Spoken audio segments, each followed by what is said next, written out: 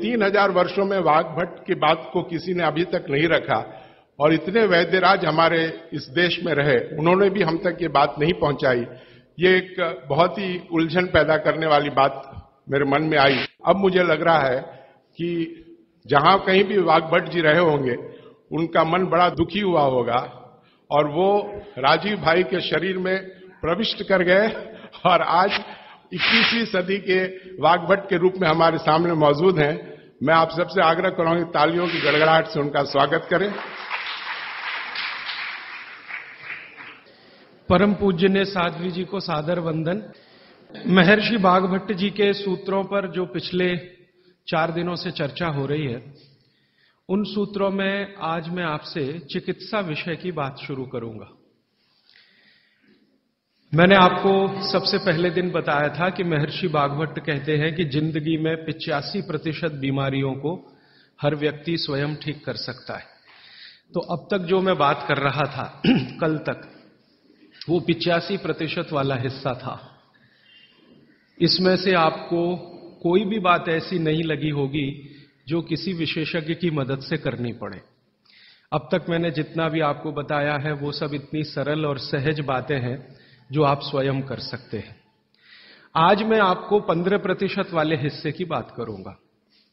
जो बचा हुआ 15% हिस्सा है जिसमें किसी विशेषज्ञ की जरूरत है, वो वाली बात आपसे शुरू करूंगा। लेकिन आज आप महसूस करेंगे व्याख्यान खत्म होने के बाद कि अरे ये 15% भी हम कर सकते हैं। वाग्भट जी की यही खूबी है।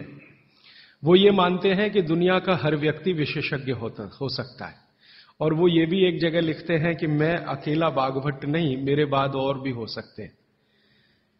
वो ये कहते हैं कि जो व्यक्ति भी अपने शरीर का सूक्ष्म अवलोकन कर सके, ऑब्जर्वेशन, सूक्ष्म माइक्रो लेवल पे, वो सभी विशेषज्ञ हो सकते हैं। तो विशेषज्ञ चिकित्सा के स्तर पर आज मैं उनका एक अध्याय आपके सामने लेता हूं। ऐसे उन्होंने लगभग 40 से ज्यादा अध्याय लिखे हैं, उसमें से एक मैं शुरू करता हूं। वाग्भट जी ये कहते हैं कि जब विशेषज्ञ चिकित्सा की बात आए, गंभीर रोग जैसे कैंसर है, डायबिटीज है, अर्थराइटिस है, तो इसमें वो कहते हैं कि भगवान ने, प्रकृति ने ऐसी व्यवस्था बनाई है कि विशेष गंभीर रोगों की चिकित्सा भी आप बहुत आसानी से, सहजता से कर सके। उसमें से उन्होंने एक जगह लिखा है कि इस पूरे ब्रह्मांड में, पूरी प्रकृति में ऐसी कई चीजें हैं जो एक साथ वात, पित्त और कफ तीनों को ठीक करने की शक्ति रखती है। एक साथ बहुत कम चीजें ऐसी हैं प्रकृति में जो वात, पित्त, कफ तीनों को एक साथ ठीक रखें। कुछ चीजें ऐसी हैं जो वात को अच्छा रखेंगी, कुछ चीजें ऐसी हैं जो पित्त को अच्छा रखेंगी, कुछ चीजें ऐसी हैं जो कफ को अच्छा रखेंगी। वात को अच्छा रखने वाली सबसे अच्छी चीज जो आपके घर में है वो है तेल। तेल तेल वो जिसमें आप सब्जियां बनाते हैं। तेल वो जिसमें आप सब्जियां बनाते हैं। तो सबसे अच्छी चीज वो बोलते हैं कि तेल है, जो वात को हमेशा समभाव में रखता है, समानता में रखता है, वात को बढ़ने नहीं देता। लेकिन उन्होंने एक शब्द पर जोर दिया है कि तेल का माने शुद्ध तेल। अब ये शुद्ध तेल उन्होंने लिखा 3500 साल पहले। आज के विश्लेषण में अगर हम ध्यान दें तो शुद्ध तेल का माने तेल की घानी से निकाला हुआ सीधा सीधा तेल, बिना कुछ मिलाए हुए सीधा सीधा तेल, कोई भी मशीन से निकाला हुआ सीधा सीधा तेल, उसमें कुछ नहीं मिलाया, मतलब नॉन रिफाइंड तेल। नॉन रिफाइंड तेल। अगर आप तेल खा रहे हैं तो वाग्भट जी का निवेदन है कि आप तेल शुद्ध खाइए, माने रिफाइंड तेल मत खाइए, डबल रिफाइंड तेल मत खाइए। अब आप कहेंगे जी क्यों नहीं खाएं, डॉक्टर तो यही बोलते हैं कि रिफाइंड खाओ, डबल रिफाइंड खाओ तो आपको हृदय घात नहीं आएगा, वगैरह वगैरह। ये जो रिफाइंड तेल है, मैंने इनको देखा है कैसे रिफाइंड किया जाता है। आप भी देख लें, कभी मौका मिले तो बहुत अच्छा होगा। किसी भी तेल को रिफाइंड करने में 6 से 7 केमिकल इस्तेमाल होते हैं और डबल रिफाइंड करने में 12 से 13 केमिकल इस्तेमाल होते हैं। वो सब केमिकल मनुष्य के द्वारा बनाए गए हैं प्रयोगशाला में। भगवान का बनाया हुआ एक भी केमिकल तेल को रिफाइंड नहीं कर सकता। भगवान का बनाया हुआ माने प्रकृति का दिया हुआ, जिसको आप अंग्रेजी में कहते हैं ऑर्गेनिक। ऑर्गेनिक एक भी केमिकल नहीं है जो तेल को साफ कर सके, एक भी केमिकल दुनिया में नहीं है। जितने भी केमिकल तेल को साफ करने के लिए उपयोग किए जाते हैं वो सब इनऑर्गेनिक है, और इनऑर्गेनिक केमिकल ही दुनिया में जहर बनाते हैं, और उनका कॉम्बिनेशन जहर की तरफ ही लेके जाता है। आज की दुनिया में मॉडर्निज्म के नाम पर, आधुनिकता के नाम पर जितने इनऑर्गेनिक केमिकल्स जगह जगह इस्तेमाल हो रहे हैं, वो सब आपको धीरे धीरे उस तरफ ले जा रहे हैं जहां आप जहर अपने ही शरीर में पैदा कर दें। इसलिए रिफाइंड तेल, डबल रिफाइंड तेल गलती से भी मत खाइए। भागवत जी कहते हैं कि जिंदगी भर वात को ठीक रखना है, जिंदगी भर। तो वात को ठीक रखने के लिए सबसे सरल चिकित्सा वो बोलते हैं वो तेल का ही है। वो कहते हैं शुद्ध तेल खाइए। शुद्ध तेल माने घानी से निकाला हुआ तेल। अब आपके मन में दो प्रश्न आएंगे तुरंत कि शुद्ध तेल में तो बास बहुत आती है। हां, सीधा प्रश्न। दूसरा प्रश्न आएगा, जी शुद्ध तेल बहुत चिपचिपा होता है, गाढ़ा होता है, चिपचिपा होता है, और बास अलग से आती है।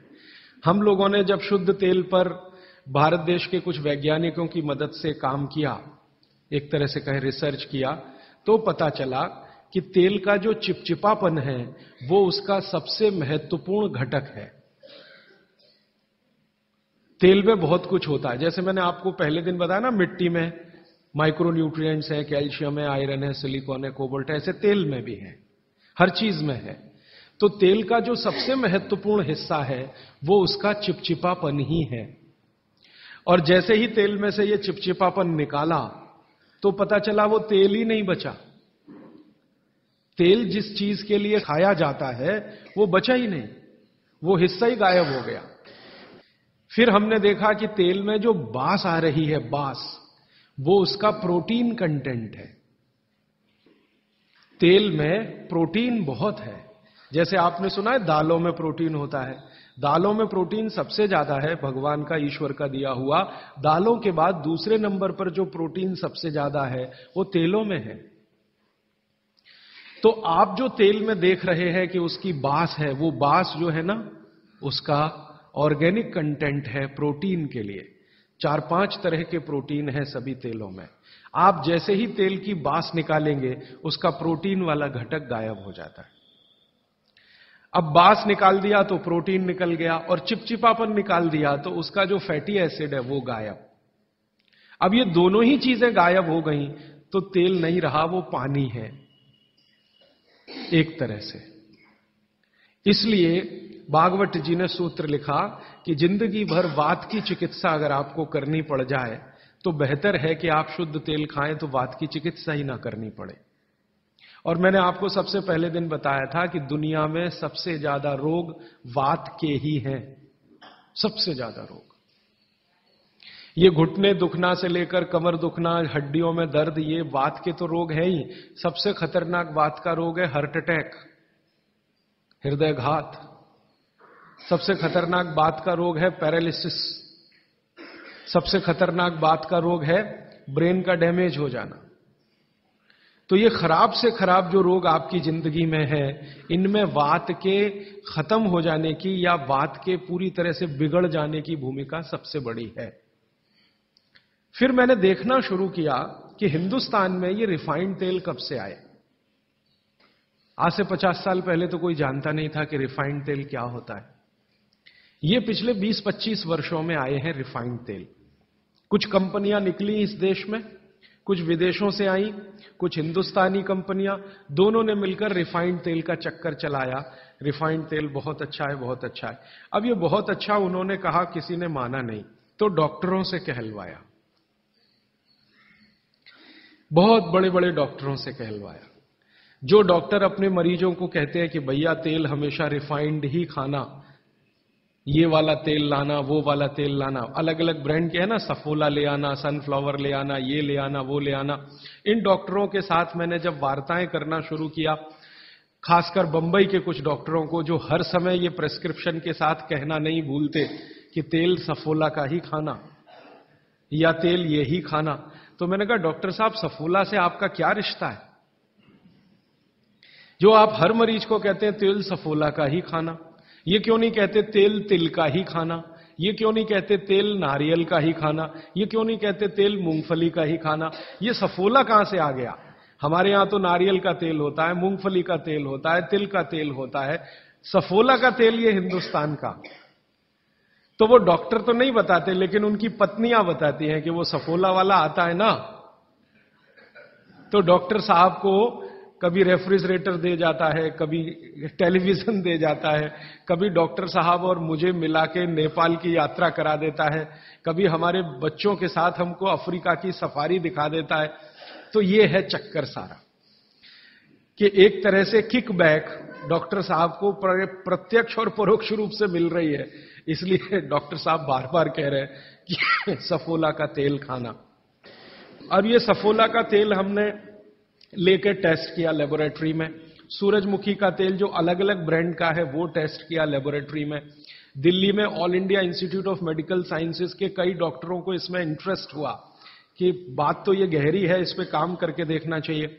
तो वो डॉक्टरों ने जो कुछ भी निकाल के दिया है रिसर्च के रूप में, है तो बहुत मोटा हिस्सा, अगर बात करूं तो बहुत दिन बीत जाएंगे, उसका निष्कर्ष एक वाक्य में बता देता हूं कि तेल में जैसे ही आप बांस को निकालेंगे और उसका चिपचिपापन हटाएंगे, वो तेल ही नहीं रहता, तेल के सारे महत्वपूर्ण घटक निकल जाते हैं। और डबल रिफाइंड में तो कुछ भी नहीं बचता, डबल रिफाइंड तो बिल्कुल छूछ है, कुछ है ही नहीं उसमें, और आप उसको खा रहे हैं। तो तेल के माध्यम से शरीर को जो कुछ चाहिए वो मिलता नहीं। आप बोलेंगे जी तेल के माध्यम से हमारे शरीर को क्या मिलता है? मैं बार बार एक शब्द पे आपको ध्यान लाया, HDL, हाई डेंसिटी लिपोप्रोटीन, ये तेलों में से ही आता है आपके शरीर में। वैसे तो ये लीवर में बनता है, लेकिन तेल खाएं तब, खाएंगे नहीं तो बनेगा नहीं है।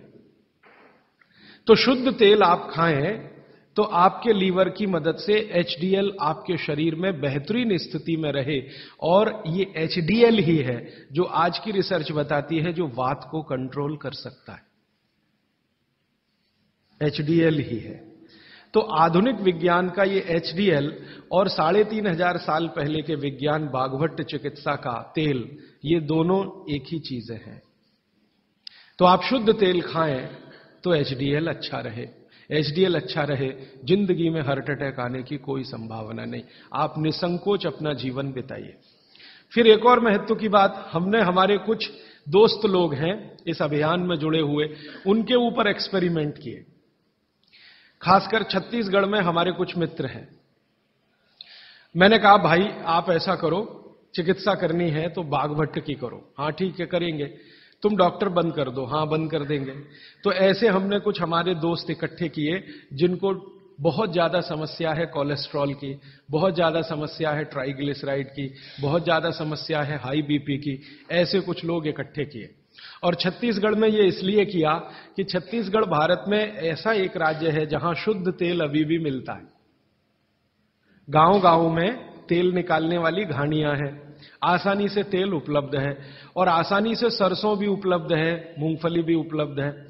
तो वहां करने का ये एक ही प्रयोजन था और ये लगभग हम 3-3.5 साल से कर रहे हैं। अभी भी ये चालू है, हमारा काम बंद नहीं हुआ है। तो वहां हमने जिन जिन लोगों को शुद्ध तेल पर लाया उनका ये बंद करा दिया, रिफाइंड और डबल रिफाइंड, और शुद्ध तेल पर वो आते गए। अभी उनकी स्थिति ये है कि जब हम उनको डॉक्टर को दिखाते हैं और पुरानी रिपोर्ट लेके जाते हैं कि देखो 3 साल पहले इनकी ये रिपोर्ट थी, कोलेस्ट्रॉल इतना, ट्राइग्लिसराइड इतना, ये इतना, तो डॉक्टर कहता है ये रिपोर्ट में तो 8 दिन के ज्यादा जिंदा नहीं रहना चाहिए, हार्ट अटैक आना ही चाहिए और मरना ही चाहिए, लेकिन आप बचे कैसे हैं? तो अब रिपोर्ट ये देख लो। आज की रिपोर्ट उनको दिखाते हैं तो वो कहते हैं कि मिरेकल है ये।